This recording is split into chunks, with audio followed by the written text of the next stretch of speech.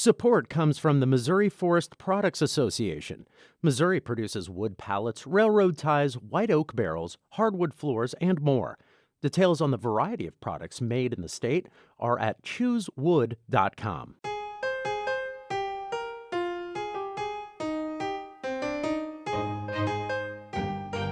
We hope you enjoy listening to this podcast of St. Louis on the Air, brought to you by University College at Washington University, with undergraduate and graduate programs part-time, evening, and online.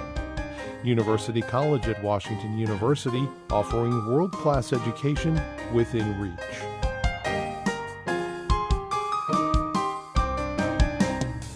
Welcome to St. Louis on the Air. I'm Don Marsh. There are still months to go until St. Louis Symphony Orchestra Music Director-designate Stéphane Denève assumes the role permanently for the 2019-2020 season. But he'll appear at least 4 times between now and then, including this weekend. We talked to him a few months ago when his appointment was announced, and we sat down again yesterday. His feeling about coming to St. Louis hasn't changed. Well, Maestro, the last time we talked, you were very, very excited about coming to St. Louis. Are you still impatient and excited? Actually, I feel exactly the same because, like last time, indeed, I am here since a few days, but I didn't yet start the rehearsal, and I can't wait to make music with the orchestra from tomorrow. But I'm meeting a lot of people. I'm meeting you, for instance, working with auditions and new member of the orchestra. So it's all very, very exciting, and the sky is blue. And you're doing all of this while trying to fit other things into your schedule, too, because you're busy all over the world. Yes, it has been a very, very, very busy fall indeed. I just came directly from Berlin, where I had a concert at the Philharmonic, and then right before I was in Philadelphia, where I'm still a principal guest this season, and then before that I was also in Vienna for 3 nights at the Musikverein, for instance, at the Concertgebouw. I mean, I was actually, not that I want to show off, but in less than a month I've been visiting the Musikverein in Vienna, the Concertgebouw Amsterdam, and the Philharmonic in Berlin were actually great halls, and I'm very happy to say, really, that the 4th hall in that category is Powell Hall. I just adore this place. Well, you're going to have a chance to experience it once again a little later this week. And I'm intrigued by your theme, because you're a Frenchman, of course, and the theme would be love. Why not? Why not a bit of romance, indeed, with a French accent? Yeah. No, I'm actually very pleased this season. I'm visiting the orchestra for 4 different programs as a music director designate.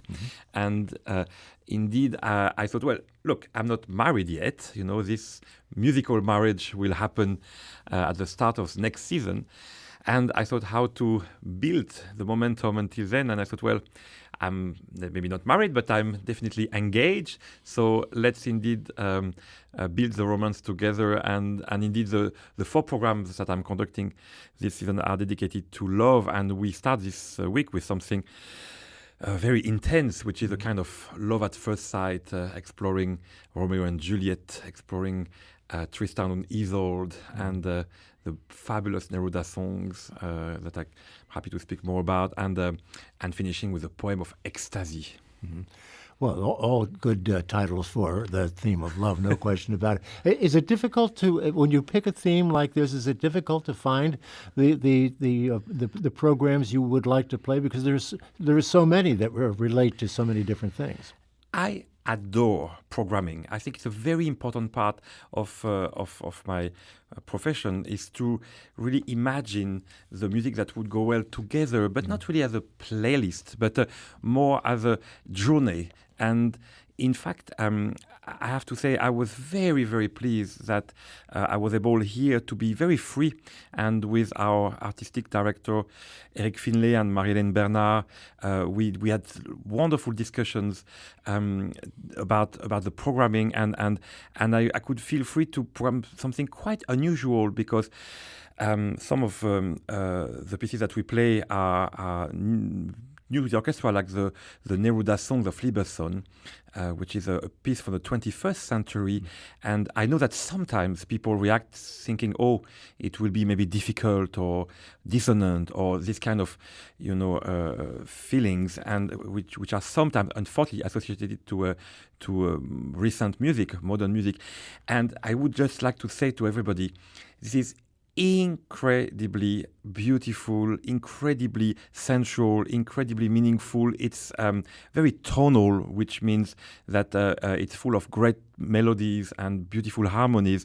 And it has a unique voice of today, but it's really an extremely romantic piece that people can grasp and can understand and enjoy from the first listening. So that's what will be this famous Neruda songs of Peter Lieberson. Give me some sense of what it's like when you sit down with the others you've just mentioned from the orchestra. What are those discussions like when you're planning a program like this?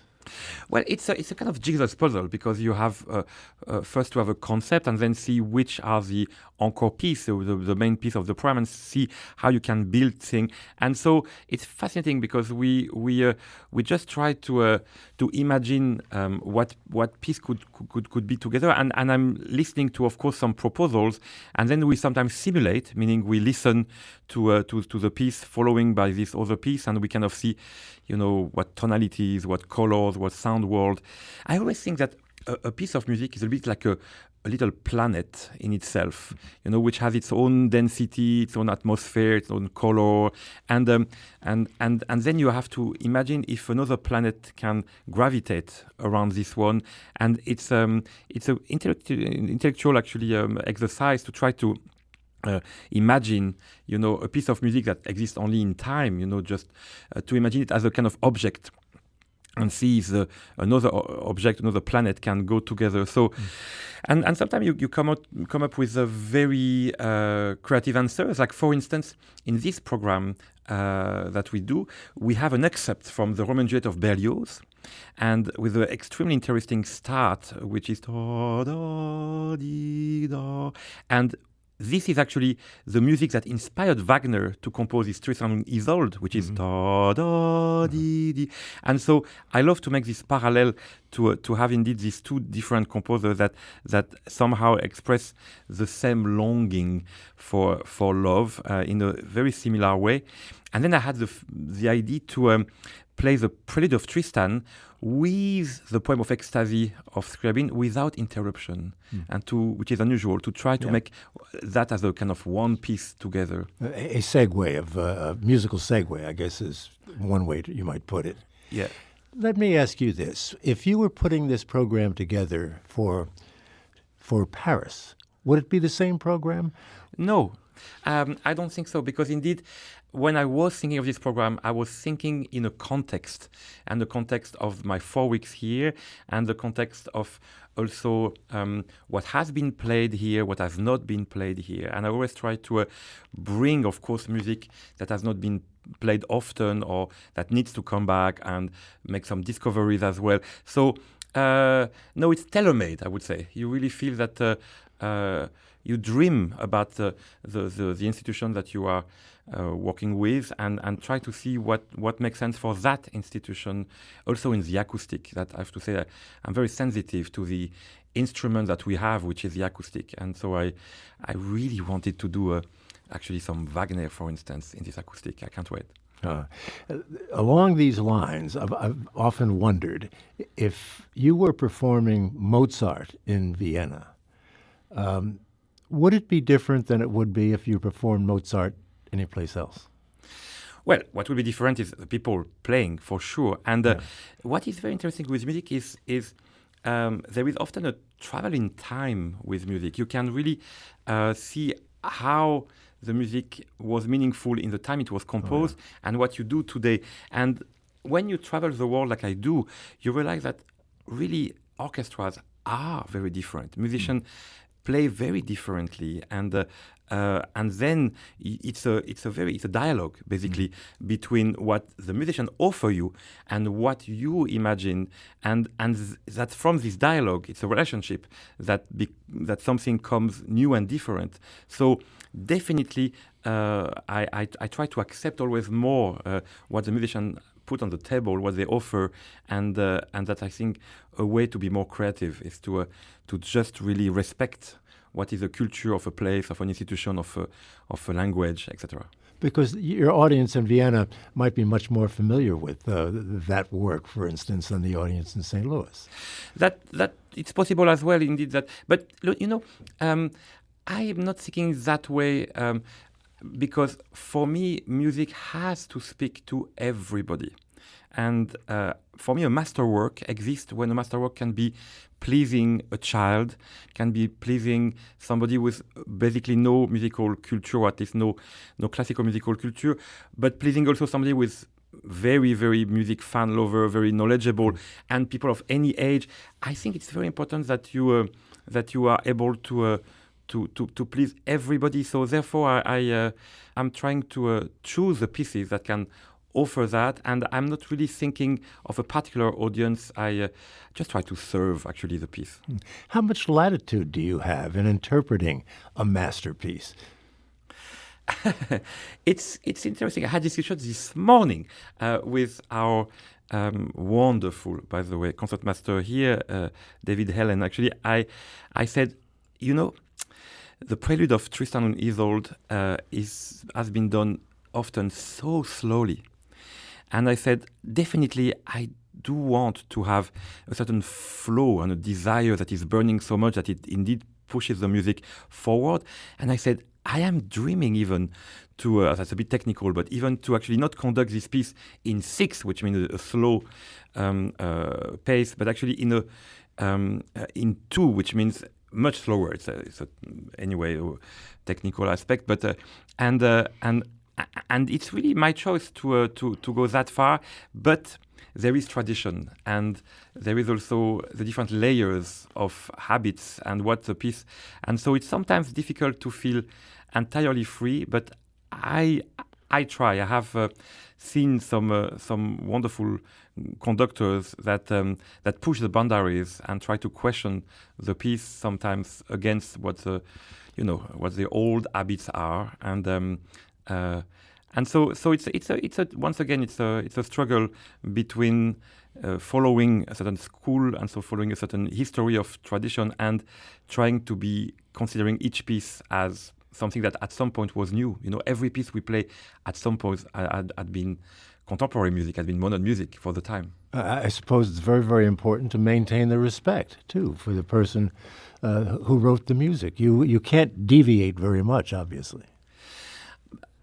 I would disagree in the sense that what is fascinating with creation is that once it's created, when it's composed, it's like a boat going on the sea, and really it can actually be very, very, very different. Sometimes people think that because it's written, music is written with rhythms and tempos, that there is no freedom. But it's fascinating, actually. It can be so different from one interpretation to another, one orchestra, one conductor to another. So, no, I think there is infinite variations possible, and I'm certainly very open-minded about what people try to do to have, to offer something different. But at the same time, as an artist, I really always think first about the composer. I love to work with living composer, and I always try to please their dreams. And so when I conduct a composer who is already dead, I'm afraid, I still try to imagine what would be my dialogue and how this composer would feel if I was doing something which is too crazy compared to what is written. How have you grown? And I mean that by, take Tristan and Isolde. If you were playing that 10 years ago, how would it be different than it's going to be when you play it here? Well, I can speak about that because now, I'm 46 years old, and I've been conducting professionally since more than 25 years, and I did recordings now almost 20 years ago, and it's so strange to listen to them for me. I do not listen to them, by the way. It's a bit like looking at a photo of yourself 20 years before. You just say, oh my God, I looked so different. And the difference with the photo is that often, when you see a photo, you prefer what you were 20 years before. But with recording, it's almost always the opposite. You feel that you evolved and that you propose something quite different and often better. So even if you don't want to, you conduct like you are, and as one change in life, you just do something different. So I have to say, what changed maybe in my interpretation I noticed is that I tend to be more fluid now, and to maybe let the music be more logic by itself, to more respect the kind of natural flow of the music, and maybe I was more trying to make my point and being more dogmatic earlier, and now I tend to think that the truth is in the music itself. Yeah. In playing with the symphonies in other parts of the world, in Belgium and in Scotland and in Vienna and in Paris, how are they different? How are the orchestras different? Well, I think it starts first by the different schools, the different teachers and academies where people study, and that has of course a huge impact. But you would say, okay, most of orchestra today have people from different countries. I mean, in the orchestra in Brussels, for instance, there is 19 different nationalities. Yet, an orchestra has such a slow renewal of people that it carries a DNA, it carries a certain type of sound from the beginning of the orchestra, and that makes every orchestra an individual, like a human being, which is different. And so you would be surprised how different it is. I think the language that people speak also has a huge impact, and the mentality of the country also influence very much the way people rehearse. I mean, it's for sure, there are some cliches which are right. Like in Italy, it's often very chaotic and very noisy rehearsal, and people are sometimes very, bloody in their sense of, they can erupt very easily.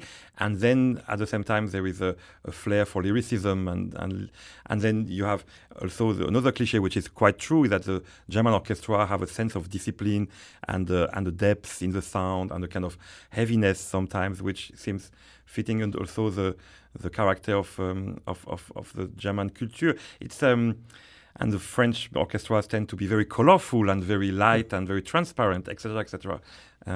But what is fascinating is that in this country, in America, there are many beautiful orchestras, and St. Louis is definitely one of the top.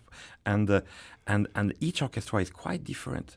I mean, if you go not so far, listen to the Chicago Symphony or the Cincinnati Symphony, or compared to the St. Louis, it's a very, very different color and spirit, and that's magic to have indeed these differences.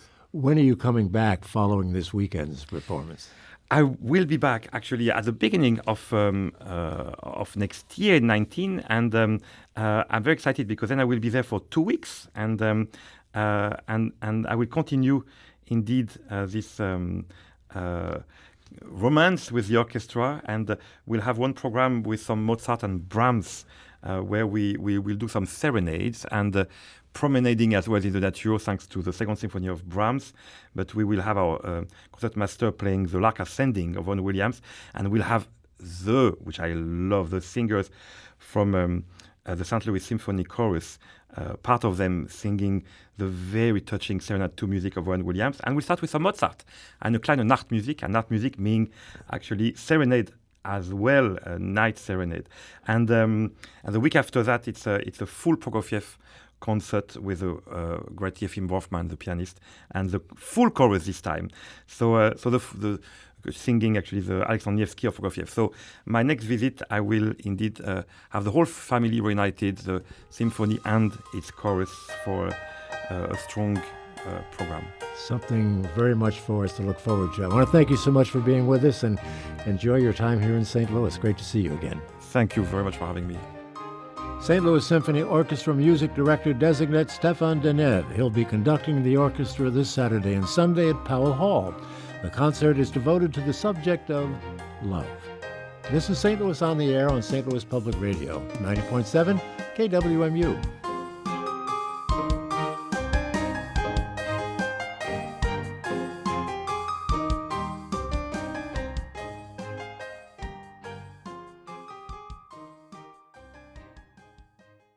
Support comes from Missouri Forest Products Association, committed to sustainable and sound conservation of the state's forests, which support more than 41,000 Missouri jobs, resulting in a $10 billion industry. ChooseWood.com.